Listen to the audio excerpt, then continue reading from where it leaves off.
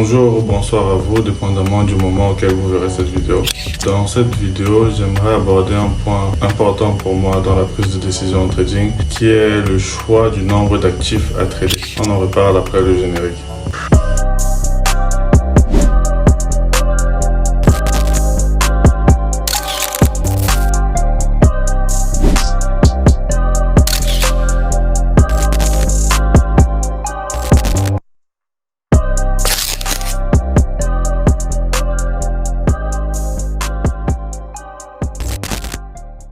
Plusieurs personnes, et moi-même y compris, au début dans notre carrière de trader, se lançant dans divers actifs à la fois, que ce soit du forex, des matières premières, des indices, des crypto-monnaies, et tout ça en même temps peut être très perturbant pour le cerveau humain.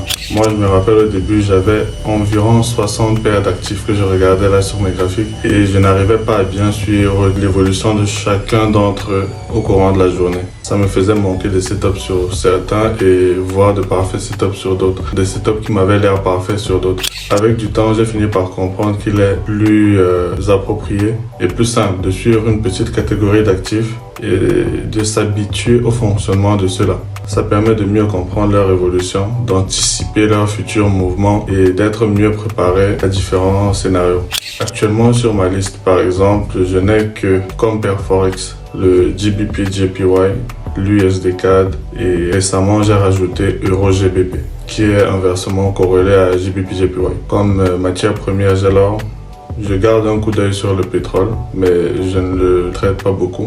Mon éventail de crypto-monnaies est un peu plus large, certes, mais je différencie celles que j'utilise pour le trading de façon quotidienne avec des setups assez réguliers et d'autres que je garde pour de l'investissement qui ne sont vérifiés que pendant de très courts intervalles de temps. Généralement, je fais des analyses sur de très grands time frames pour être sûr que ma vision va marcher. Trader beaucoup d'actifs n'est pas forcément dérangeant aussi si c'est que vous avez déjà pris l'habitude de comprendre leur fonctionnement. J'aimerais là m'adresser particulièrement aux nouveaux, à ceux qui vont débuter ou qui comptent commencer le trading en 2025 afin d'être sûr de pouvoir mieux choisir et mieux comprendre les actifs qui sont faits pour vous.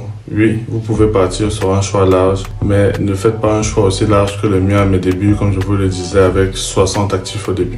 Vous pouvez choisir une dizaine ou une quinzaine de paires que vous allez analyser de façon quotidienne et progressivement retirer celles qui ne vous servent à rien, celles dont les résultats ne sont pas assez satisfaisants au courant de la semaine. Vous devez impérativement les backtester. Ce sera le sujet d'une prochaine vidéo. J'espère que je vais vous apporter là suffisamment d'informations et voilà de logique pour que vous puissiez mieux commencer, pour ceux qui souhaitent commencer 2025 avec le trading, pour que vous ne soyez pas embrouillés et que vous le fassiez de la meilleure des façons possibles. C'était mon astuce de la journée et même de la semaine. Abonnez-vous sur mes différents canaux, les liens seront dans la description, mais n'hésitez surtout pas à rejoindre mon canal Telegram dans lequel je partage énormément d'analyses et mes prévisions de la journée avec tous les membres de la communauté. À la prochaine pour une prochaine vidéo.